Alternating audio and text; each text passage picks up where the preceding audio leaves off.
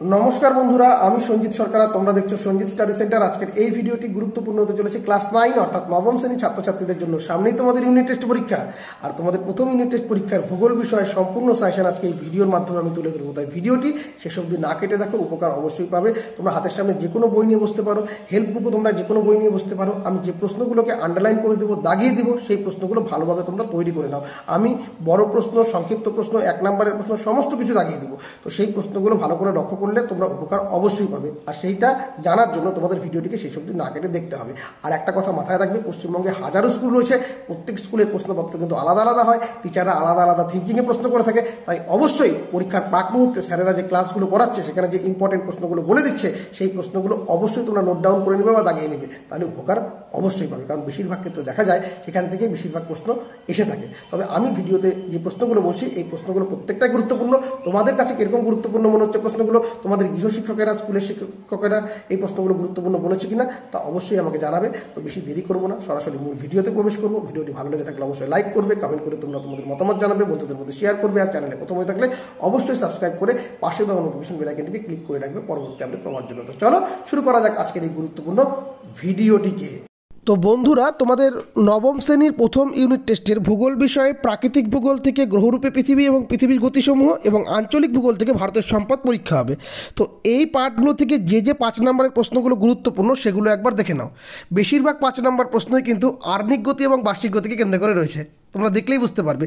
তো প্রথম প্রশ্ন, চিত্রসহ পৃথিবীতে কিভাবে দিনরাত্রির দৈর্ঘ্যের হ্রাস বৃদ্ধি ঘটছে ব্যাখ্যা করো। 2 নম্বর, আর্নিক গতি ও বার্ষিক গতির প্রমাণগুলি উল্লেখ করো। 3 নম্বর, পৃথিবীর আকৃতি গোলাকার, তার প্রমাণ দাও। 4 নম্বর, আর্নিক গতি ও বার্ষিক গতি কাকে বলে, এর ফলাফলগুলি আলোচনা করো। 5 নম্বর, ঋতুচক্র কাকে বলে, ঋতুচক্রের বর্ণনা দাও।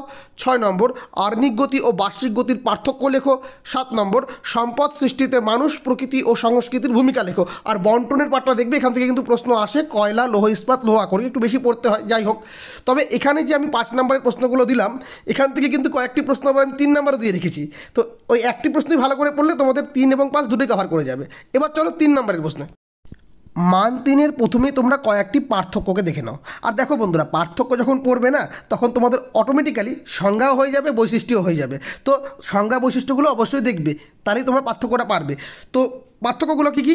উষা ও গোধূলি, উত্তরায়ণ ও দক্ষিণায়ন, কর্কট সংক্রান্তি ও মকর সংক্রান্তি, জলবিষুব ও মহাবিষুব, অপসুর ও অনুসুর, আবর্তন বা আর্নিক গতি, পরিক্রমণ বা বার্ষিক গতি। এটা কিন্তু আমি দিয়েছি 5 নম্বরে, দেখতে পেয়েছো নিশ্চয়ই। এটা আবার 3 নম্বরে গুরুত্বপূর্ণ রয়েছে, অন্তর্ভাগের গ্রহ ও বহির্ভাগের গ্রহ, বস্তুগত ও অবস্তুগত সম্পদ। তো এই পার্থক্যগুলো অবশ্যই তোমরা কিন্তু খুব ভালো মতো করে পড়বে, এবং এই পার্থক্যগুলো পড়লে কিন্তু অনেকাংশে 2 নম্বরের প্রশ্ন তোমাদের এখান থেকে হয়ে যাবে। পরবর্তী 3 নম্বরের প্রশ্নগুলো দেখে নাও। 2 নম্বর, পৃথিবী মানুষের আবাসস্থল রূপে গড়ে উঠেছে কেন? 3 নম্বর, আমরা পৃথিবীর আবর্তন বুঝতে পারি না কেন?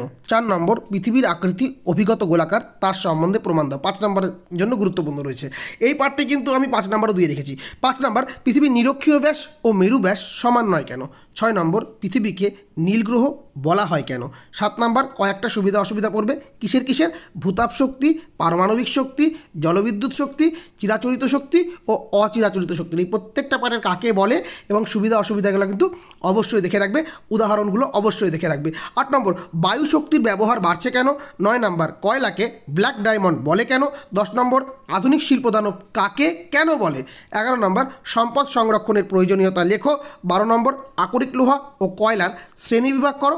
আর 13 নম্বর, জিপিএসের ব্যবহার লেখো। তো এই প্রশ্নগুলো অবশ্যই তোমরা পুঙ্খানুপুঙ্খভাবে ভালো করে প্রস্তুতি নেবে। আর এই 3 নম্বর মানের প্রশ্নগুলো ঠিকঠাকভাবে তৈরি হলে এখান থেকে যদি 2 নম্বরের প্রশ্ন আসে, তোমরা কিন্তু অবশ্যই লিখতে পারবে। এবার চলো 2 নম্বর পার্টে। এবার মান 2-এর কিছু সংজ্ঞামূলক বা কীমূলক প্রশ্ন, বা কাকে বলে বা বলতে কী বোঝো, এই টাইপের যে প্রশ্নগুলো হয়ে থাকে, তো সেই প্রশ্নগুলো একটু দেখে নাও।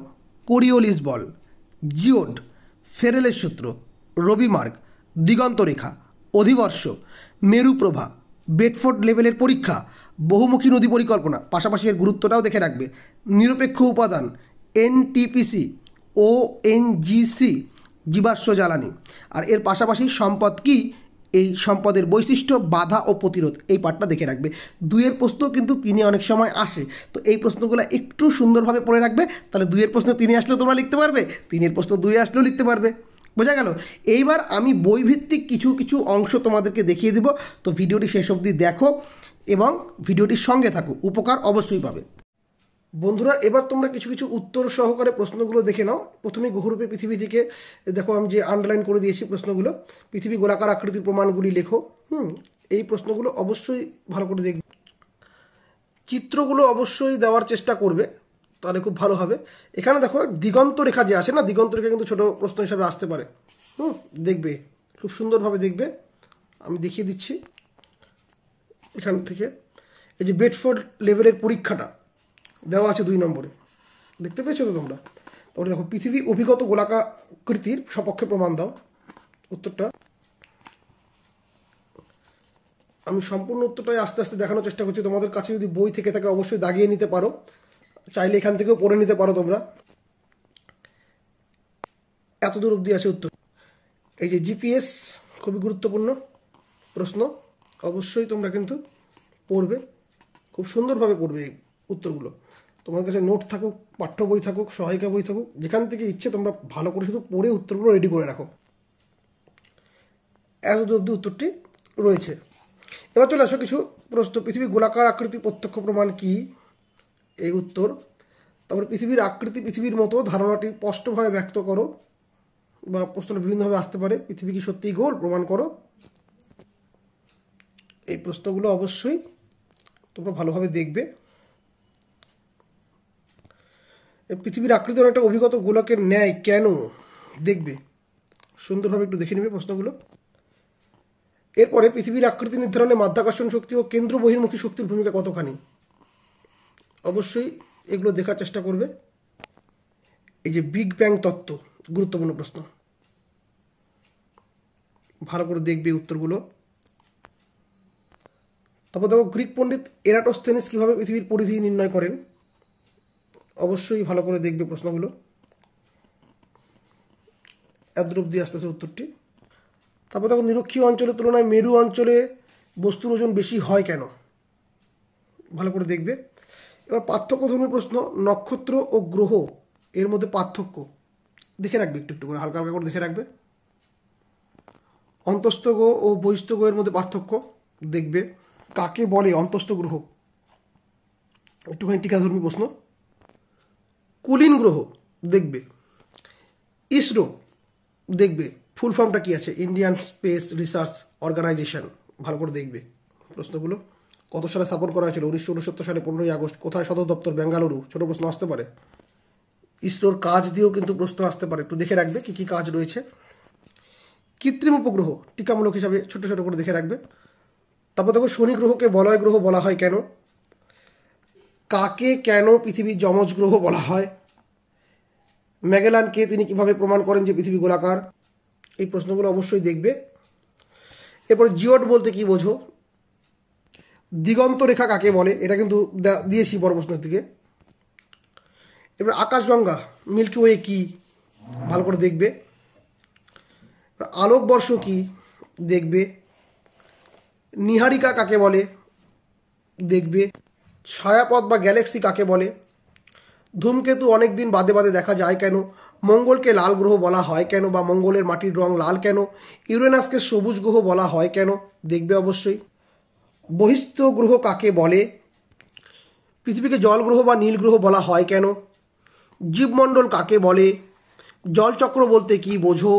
অবশ্যই এই প্রশ্নগুলো কিন্তু দেখবে। হ্যাঁ, তারপরে পৃথিবীর সর্বোচ্চ ও সর্বনিম্ন স্থানগুলি কি কি? জিপিএস কি? অবশ্যই দেখবে। কুইপার বেল্ট কি? দেখবে অবশ্যই। এবার ছোট ছোট প্রশ্নগুলো একটু দেখে নাও। অবশ্যই আমি পড়ছি না, তাহলে সময় বেশি লাগবে জন্য। যে সমস্ত প্রশ্নে হাইলাইট করা আছে সেই প্রশ্নগুলোই তোমরা কিন্তু দেখবে, বুঝতে পেরেছো? যে সমস্ত প্রশ্নে হাইলাইট করা আছে, যারা সম্পূর্ণ পড়তে পারছো খুব ভালো। আমি আমার ছাত্রছাত্রীদের সমস্ত প্রশ্নগুলোই পড়াই, তো তোমাদের জন্য যেগুলো যেগুলো হাইলাইট করা আছে, তোমরা যদি চাও এগুলো অবশ্যই পড়ো। এখান থেকে কিন্তু প্রশ্ন আসার সম্ভাবনা প্রবল পরিমাণে রয়েছে, বুঝতে পেরেছো? এই প্রশ্নগুলো অবশ্যই যেগুলো হাইলাইট করা আছে না, প্রত্যেকটি প্রশ্নকে অবশ্যই দেখবে। খুবই গুরুত্বপূর্ণ প্রশ্ন রয়েছে, খুব সুন্দরভাবে এগুলো একটু পড়ে নেবে। এই যে প্রশ্নগুলো যেগুলো রয়েছে, এখান থেকে একটু প্রশ্ন বেশি করে দেওয়া রয়েছে। এই প্রশ্নগুলো ছোট প্রশ্ন, তো ছোট প্রশ্নগুলো একটু ভালো করে তোমরা দেখবে, অবশ্যই তোমরা উপকার কিন্তু পাবে। এই প্রশ্নগুলো অবশ্যই দেখবে। তোমাদের অনেকটা উপকার হবে এই প্রশ্নগুলো দেখবার ফলে। পৃথিবীর আবর্তন গতির বা আহ্নিক গতির যে প্রমাণের ফলে কি কি হয় না হয়, এটা কিন্তু অবশ্যই তোমাদেরকে কিন্তু একটু ভালো করে দেখতে লাগবে এই প্রশ্নটিকে। বুঝতে পেরেছো? খুব সুন্দর করে পড়বে এই প্রশ্নগুলো, বেশিরভাগ স্কুলে এসে থাকে এই প্রশ্নটি। আবর্তন গতির প্রমাণ বা ফলাফল খুবই গুরুত্বপূর্ণ। আবর্তন গতি, বার্ষিক গতি দুটাই গুরুত্বপূর্ণ। এর পরবর্তীতে তোমরা যে বার্ষিক গতির যে ফলাফলটা তোমরা দেখবে ভালো মতো করে, কি হয় এর ফলে না হয়। দিন রাত্রি হ্রাস বৃদ্ধি ঘটে, উদ্ভিদ জগৎ প্রাণী জগতের সৃষ্টি হয়, নিয়ত বায়ু ও সমুদ্র স্রোতের দিকে দিক বিক্ষেপ হয়, জোয়ার ভাটার সৃষ্টি হয়। এই পাঠগুলো অবশ্যই দেখবে ভালো করে পড়বে এই প্রশ্নগুলো, সুন্দরভাবে পড়বে। পৃথিবী পরিক্রমণ গতির সপক্ষে প্রমাণ বা বার্ষিক গতির সপক্ষে প্রমাণ, ভালো করে পড়বে এই প্রশ্নগুলোকে। প্রত্যেকটি প্রশ্ন কিন্তু গুরুত্বপূর্ণ রয়েছে। আহ্নিক গতি, বার্ষিক গতিতে কিন্তু প্রশ্ন প্রতি স্কুলে কিন্তু প্রায় এসে থাকে। হ্যাঁ, তারপরে বার্ষিক গতির ফলাফলগুলো দেখবে, কি হয় এর ফলে। দিন রাত্রির হ্রাস বৃদ্ধি ঘটে, ঋতু পরিবর্তন হয়, হ্যাঁ, তারপরে সূর্যোদয় ও সূর্যাস্তের স্থান পরিবর্তন হয়, তাপমণ্ডল সৃষ্টি ও স্থানান্তর হয়, মেরুজ্যোতি সৃষ্টি, বছর ও অধিবর্ষ গণনা, তারপরে অপসূর অনুসূর অবস্থান সৃষ্টি। আর এটা পৃথিবীর গতির পরিক্রমণ গতির কারণে দিন রাত্রি হ্রাস বৃদ্ধি চিত্র সহকারে আলোচনা করো। অবশ্যই দেখবে প্রশ্নগুলো, এখান থেকে কিন্তু 5 নম্বরের প্রশ্নের ব্যাপার রয়েছে, তো অবশ্যই দেখবে প্রশ্নগুলোকে, অবশ্যই গুরুত্ব সহকারে দেখবে। আমি তোমাদের সামনে দেখিয়ে দিচ্ছি। হ্যাঁ, তো একটু ভালো করে তোমরা পড়বে প্রশ্নগুলোকে। এই প্রশ্ন এত অবধি। এই চিত্রসহ ঋতু পরিবর্তন বর্ণনা করো অবশ্যই। হ্যাঁ, আর এর কারণগুলো একটু দেখে রাখবে। তো এই প্রশ্নগুলো একটু দেখবে তোমরা,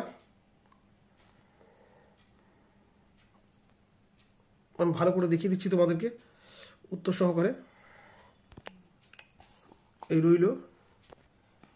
আমরা পৃথিবীর আবর্তন গতি অনুভব করি না বা বুঝতে পারি না কেন? জাপানকে উদীয়মান সূর্যের দেশ বলা হয় কেন? বা প্রশ্নটা ঘুরিয়ে বলতে পারি, পৃথিবীতে পশ্চিমের তুলনায় পূর্বের দেশগুলিতে আগে সকাল, দুপুর ও সন্ধ্যা হয় কেন? পৃথিবীর আবর্তন গতির বেগ নিরক্ষরেখা থেকে মেরুর দিকে কমতে থাকে কেন? বা পৃথিবীর আবর্তন বেগ সব স্থানে সমান হয় না কেন? এই প্রশ্নটা দেখবে অবশ্যই। কোরিওলিস বল কি? গুরুত্বপূর্ণ প্রশ্ন। কোরিওলিস বল। তারপরে সূর্যের আপাত দৈনিক গতি কাকে বলে? রবিমার্গ বা সূর্যের আপাত বার্ষিক গতি বলতে কি বোঝো? রবিমার্গ অর্থাৎ সূর্যের বার্ষিক আপাত গতি পৃথিবীতে কিভাবে তাপের তারতম্যের উপর প্রভাব ফেলে? প্রশ্নগুলো অবশ্যই তোমরা দেখবে। সূর্যের উত্তরায়ণ ও দক্ষিণায়ন বলতে কি বোঝো? অধিবর্ষ বা লিপ ইয়ার বা প্রতি 4 বছর অন্তর ফেব্রুয়ারি মাসের সঙ্গে একদিন যোগ করা কারণ কি? এখানে এই পার্টটা এত দূর অবধি থাকছে। হ্যাঁ, এখানে একটু দেখে নিবে জায়গাগুলো। এরপরে অপসূর ও অনুসূর অবস্থান বলতে কি বোঝো? এই পার্টটা অবশ্যই তোমরা কিন্তু দেখবে। এরপর অয়নান্ত দিবস বলতে কি বোঝো? খুব গুরুত্বপূর্ণ প্রশ্ন। 21শে মার্চ ও 23শে সেপ্টেম্বর পৃথিবীতে দিন রাত্রির দৈর্ঘ্য সমান হয় কেন? আলোচনা করো। সুমেরু ও কুমেরুতে একটানা 6 মাস দিন ও 6 মাস রাত হয় কেন? এই প্রশ্নগুলো অবশ্যই দেখবে। মেরু প্রভা বা মেরু জ্যোতি সম্পর্কে যা জানো লেখো। উত্তর গোলার্ধে যখন গ্রীষ্মকাল তখন দক্ষিণ গোলার্ধে শীতকাল থাকার কারণ কি? বিজ্ঞানীরা ডিসেম্বর জানুয়ারি মাসে আন্টার্কটিকা অভিযান করেন কেন? দ্রবী থাকছে। পৃথিবীর আবর্তন গতি ও পরিক্রমণ গতির মধ্যে পার্থক্য বা আহ্নিক গতি ও বার্ষিক গতির মধ্যে পার্থক্য, এটা কিন্তু ভালো করে দেখবে। 3, 5 দুটোর জন্য গুরুত্বপূর্ণ প্রশ্ন। অপসূর অনুসূর অবস্থানের মধ্যে পার্থক্য, কর্কট সংক্রান্তি ও মকর সংক্রান্তির মধ্যে পার্থক্য, মহাবিষুব ও জলবিষুবের মধ্যে পার্থক্য, উত্তরায়ণ ও দক্ষিণায়নের মধ্যে পার্থক্য, সুমেরু প্রভা ও কুমেরু প্রভার মধ্যে পার্থক্য। দেখবে পার্থক্যগুলো কিন্তু খুবই গুরুত্বপূর্ণ রয়েছে। হ্যাঁ, কাকে বলে সহকারে দেখবে 2-3টে করে পয়েন্ট। তারপরে ছায়াবৃত্ত কাকে বলে বা ছায়াবৃত্ত সংক্রান্ত টিকা। লিপিয়ার বা অধিবর্ষ আগে দেখালাম। নিশীত সূর্য বা মধ্যরাত্রির সূর্য, গুরুত্বপূর্ণ প্রশ্ন রয়েছে। নিশীত সূর্য বা মধ্যরাত্রির সূর্য। হ্যাঁ, ফেরেলের সূত্র, গুরুত্বপূর্ণ প্রশ্ন, খুবই গুরুত্বপূর্ণ প্রশ্ন। ফেরেলের সূত্র ভালো করে দেখবে এই প্রশ্নটিকে।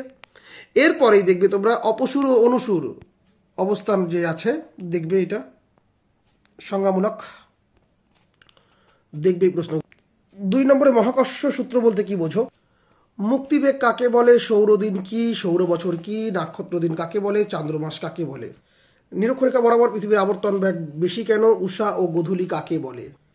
ঋতুচক্র বলতে কি বোঝো?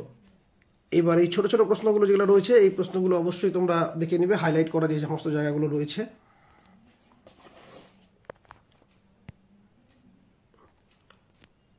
তোমাদের সুবিধার্থে দেওয়া হচ্ছে এই প্রত্যেকটি প্রশ্ন, তোমরা অবশ্যই হাইলাইট করে দাগিয়ে এই প্রশ্নগুলো পড়ে নেবে বা এখান থেকেও দেখে নিতে পারো। চোখের দেখা দেখলেও কিন্তু তোমরা অনেকাংশে ছোট প্রশ্ন পারবে।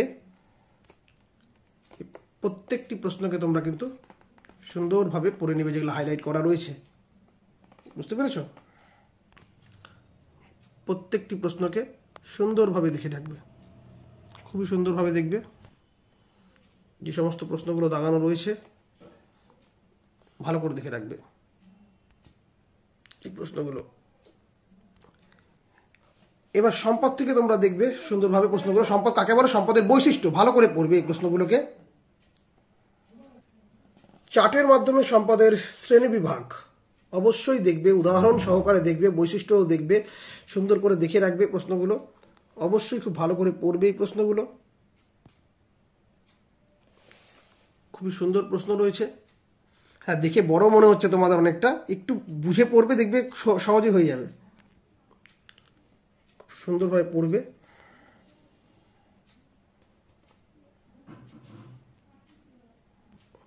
এবারে সম্পদ সংরক্ষণ বলতে কি বোঝো? সম্পদ সংরক্ষণের পদ্ধতিগুলি আলোচনা করো।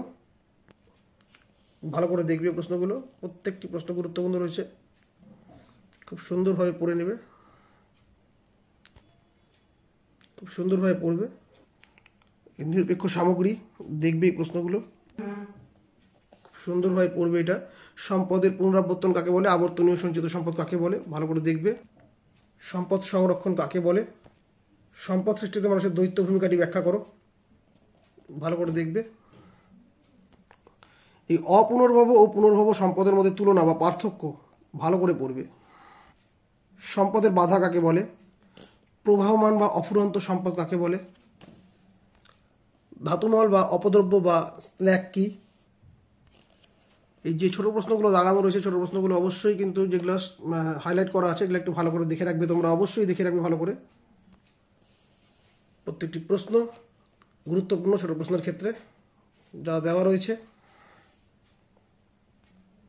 খনিজ সম্পদ আকরিক লোহার গুরুত্ব বা ব্যবহার অবশ্যই পড়বে। ভারতে আকরিক লোহা উত্তরক অঞ্চলগুলির বন্টন বর্ণনা করো, ভালো করে পড়বে সুন্দরভাবে।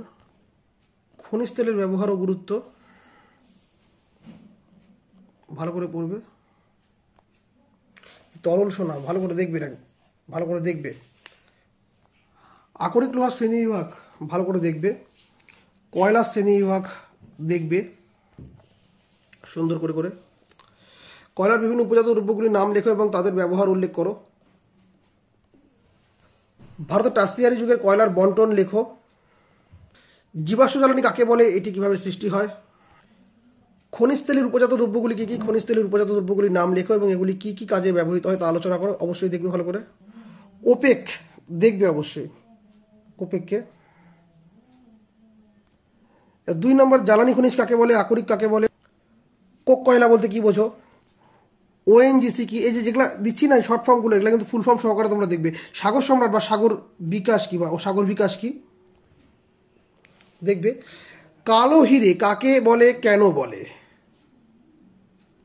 তরল সোনা কাকে বলে, কেন বলে? আগে দেখালাম কিন্তু। ছোট প্রশ্নগুলো একটু দেখে নাও, যেগুলো যেগুলো হাইলাইট করা আছে অবশ্যই তোমরা কিন্তু দেখবে এই প্রশ্নগুলো, সুন্দর করে দেখবে। এখানে যতগুলো প্রশ্ন রয়েছে প্রত্যেকটি প্রশ্ন কিন্তু খুবই সুন্দর এবং গুরুত্বপূর্ণ প্রশ্ন, যেগুলো হাইলাইট করা রয়েছে ছোট প্রশ্ন হিসেবে। তো 2-1 কথা যে উত্তরগুলো রয়েছে এখানটায় যে প্রশ্নগুলো রয়েছে, প্রত্যেকটি প্রশ্ন যেগুলো হাইলাইট করা আছে প্রত্যেকটি প্রশ্ন কিন্তু গুরুত্বপূর্ণ রয়েছে, ভালো করে দেখবে তোমরা অবশ্যই। এই প্রশ্নগুলো খুব সুন্দর করে তোমরা অবশ্যই পড়বে। তো অপ্রচলিত শক্তির সুবিধা অসুবিধা। প্রচলিত শক্তি, এখানটায় উত্তরটা দেখিয়ে দিচ্ছি তোমাদেরকে। এরপরে প্রচলিত শক্তির সুবিধা অসুবিধা দেখবে, খুব ভালো করে দেখবে এই প্রশ্নগুলো। পূর্ব ভারতে অধিকাংশ তাপবিদ্যুৎ কেন্দ্র গড়ে ওঠার কারণগুলি লেখো, সুন্দর করে পড়বে। এরপরে ভারতের জলবিদ্যুৎ শক্তি উৎপাদনের অনুকূল ভৌগোলিক পরিবেশের বর্ণনা দাও, গুরুত্বপূর্ণ প্রশ্ন রয়েছে, ভালো করে পড়বে। খুব সুন্দরভাবে এই পড়াগুলো কিন্তু মুখস্থ করতে হবে তোমাদেরকে। তবে দেখো, দক্ষিণ ভারতের নদীগুলি জলবিদ্যুৎ উৎপাদনের পক্ষে অনুকূল হওয়ার কারণ বর্ণনা করো। যে কোনো 3টি অচিরাচরিত শক্তির উৎসগুলি লেখো বা তাদের গুরুত্ব সম্পর্কে সংক্ষেপে আলোচনা করো। ব্যবহার, গুরুত্ব, বায়ু শক্তি, এই পাঠগুলো। বিভিন্ন প্রকার অচিরাচরিত শক্তির উৎসগুলি সংক্ষিপ্ত পরিচয় দাও। সৌরশক্তি, বায়ু শক্তি, জোয়ার ভাটা শক্তি, সমুদ্র তরঙ্গ শক্তি, পৌরবর্জ্য শক্তি, ভালো করে দেখা উচিত এই প্রশ্নগুলো। জলবিদ্যুতের ব্যবহার লেখো, জলবিদ্যুতের অর্থনৈতিক গুরুত্ব প্রশ্নটা ঘুরিয়েও বলতে পারে। বর্তমান ভারতে অচিরাচরিত শক্তি উৎপাদনের উপর অধিক গুরুত্ব দেওয়া হচ্ছে কেন, ভালো করে দেখবে। সৌরশক্তির ব্যবহারগুলি লেখো, দেখবে। বায়ু শক্তি ব্যবহারের সুবিধা ও অসুবিধা আলোচনা করো। ভূতাপ শক্তি ব্যবহারের সুবিধা ও অসুবিধাগুলি আলোচনা করো। বর্তমানে অচিরাচরিত শক্তি সম্পদের ব্যবহারের বেশি লাভজনক, ব্যাখ্যা করো, দেখবে। এরপরে প্রচলিত এবং অপ্রচলিত শক্তির পার্থক্য আলোচনা করো, ভালো করে পড়ো এই প্রশ্নটিকে। এনটিপিসি অচিরাচরিত শক্তি বলতে কি বোঝো। তারপরে রাজ্যের নাম সহ ভারতের 3টি বা 6টি বৃহদায়তন তাপবিদ্যুৎ কেন্দ্রের নাম দেখবে অবশ্যই। কাকে কেন সাদা কয়লা বলা হয়। তারপরে এনএইচপিসি কি। পারমাণবিক শক্তির কাঁচামালগুলি কি কি, দেখবে। এবার ছোট প্রশ্নগুলো যেগুলো হাইলাইট করা আছে অবশ্যই তোমরা কিন্তু ভালো করে দেখে নিবে প্রত্যেকটি প্রশ্নকে, ছোট প্রশ্ন যেগুলো রয়েছে। তো এই প্রশ্নগুলো খুব ভালো করে তোমরা প্র্যাকটিস করবে, পড়বে ভালো করে। যে প্রশ্নগুলো দেওয়া হচ্ছে এখানে পরপর,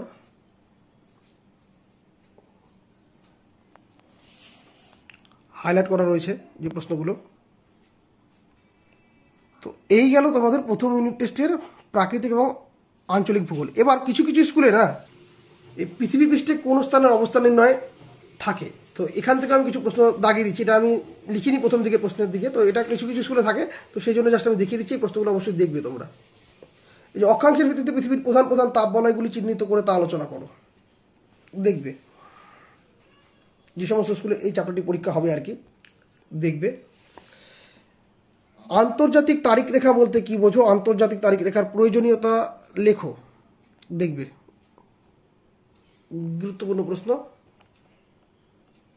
দেখো, যাদের যাদের স্কুলে পরীক্ষা হবে তারা তো দেখবেই, যাদের স্কুলে দ্বিতীয় ইউনিট টেস্ট হবে তাদের জন্য কিন্তু এই ভিডিওটি কার্যকরী হবে। এই চ্যাপ্টারটা তোমাদের যেগুলো যেগুলো দাগিয়ে দিচ্ছি সেই প্রশ্নগুলো অবশ্যই দেখবে। এখানে অঙ্কগুলো প্র্যাকটিস করবে। দেখো, যেগুলো আমি হাইলাইট করে রেখেছি, যে সমস্ত অঙ্কে হাইলাইট করে রেখেছি সেই সমস্ত অঙ্কগুলো অবশ্যই তোমরা কিন্তু প্র্যাকটিস করবে, খুবই ভালো মতো করে প্র্যাকটিস করবে। যে সমস্ত অঙ্কে আমি হাইলাইট করে রেখেছি, বুঝতে পারছি। অঙ্ক যদিও প্র্যাকটিসের বিষয়, তাই অবশ্যই কিন্তু ভালো করে দেখবে। যে সমস্ত অঙ্কে হাইলাইট করা রয়েছে এই অঙ্কগুলো দেখবে, যে সমস্ত অঙ্কগুলো বলছি। তারপরে এই প্রশ্নগুলো কিন্তু গুরুত্বপূর্ণ প্রশ্ন রয়েছে। যারা ভিডিওটির সঙ্গে থাকছো শেষ অবধি তারা অবশ্যই বুঝতে পারছো।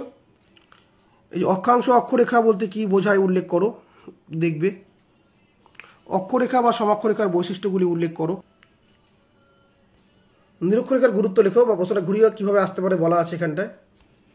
মূল মধ্যরেখা কাকে বলে, মূল মধ্যরেখার গুরুত্ব উল্লেখ করো, গুরুত্ব সহকারে দেখবে। মহাবৃত্ত বলতে কি বোঝো, অবশ্যই দেখবে। তারপরে এই প্রশ্নটা খুবই গুরুত্বপূর্ণ, ভারতের প্রমাণ সময় বলতে কি বোঝো। এরপরে প্রতিপাত স্থান বলতে কি বোঝো বা এর বৈশিষ্ট্য, দেখবে। এরপরে গ্রিনিশ সময় কাকে বলে, বা গ্রিনিশ সময় মানে প্রমাণ সময় নির্ণয়ের কারণ কি। এবারে সময় অঞ্চল বলতে কি বোঝো এবং আন্তর্জাতিক তারিখ রেখার প্রয়োজনীয়তা কি। তারপরে প্রশান্ত মহাসাগরের উপর দিয়ে 180 ডিগ্রি দ্রাঘিমা রেখা অনুসরণ করে আন্তর্জাতিক তারিখ রেখাকে কল্পনা করা হয়েছে, কিন্তু কোথাও কোথাও এই রেখা বাঁকিয়ে দেওয়া হয়েছে কেন, প্রশ্নটি দেখবে অবশ্যই। তো কোন স্থান ও তার প্রতিবাদ স্থানের মধ্যে সময় পার্থক্য 12 ঘন্টা, উপযুক্ত কারণ সহ ব্যাখ্যা করো। এরপরে তোমরা দেখবে অক্ষরেখা ও দ্রাঘিমা রেখার পার্থক্য, খুবই গুরুত্বপূর্ণ পার্থক্য অক্ষরেখা এবং দ্রাঘিমা রেখার পার্থক্য। অক্ষাংশ অক্ষরেখার মধ্যে পার্থক্য দেখবে। স্থানীয় সময় ও প্রমাণ সময়ের মধ্যে পার্থক্য দেখবে। নিরক্ষরেখা ও মূল মধ্যরেখার মধ্যে পার্থক্য দেখবে।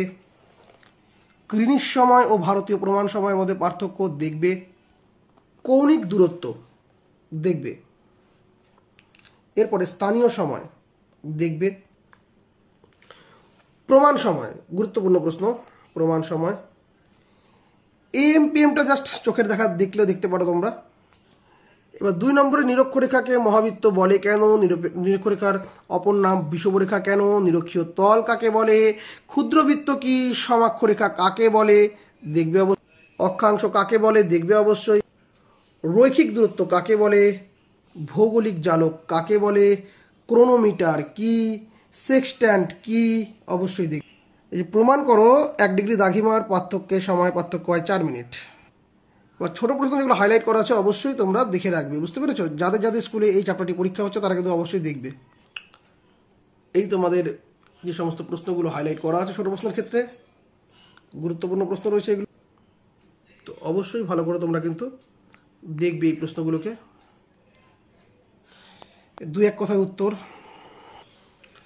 দেখবে অবশ্যই সুন্দরভাবে, যে সমস্ত প্রশ্ন হাইলাইট করা রয়েছে এই প্রশ্নগুলো গুরুত্বপূর্ণ যেগুলো হাইলাইট করা রয়েছে। তো এই ছিল তোমাদের সম্পূর্ণ সাজেশন, প্রথম ইউনিট টেস্টের উত্তর সহকারে সাজেশন। ছোট প্রশ্ন 1 নম্বর, 2 নম্বর, 3 নম্বর, 5 নম্বরের ক্ষেত্রে কি কি গুরুত্বপূর্ণ হতে পারে বলে দিলাম, এবং এগুলো কিন্তু শুধুমাত্র ইউনিট টেস্টের জন্য নয়, তোমাদের অ্যানুয়ালের জন্য কিন্তু সমানভাবে গুরুত্বপূর্ণ। তো ভিডিওটি এখানেই শেষ হচ্ছে। তো ভিডিওটির সঙ্গে এতক্ষণ থাকার জন্য তোমাদের সকলকে অসংখ্য ধন্যবাদ। দেখা হবে তোমাদের সঙ্গে পরবর্তী ভিডিওতে।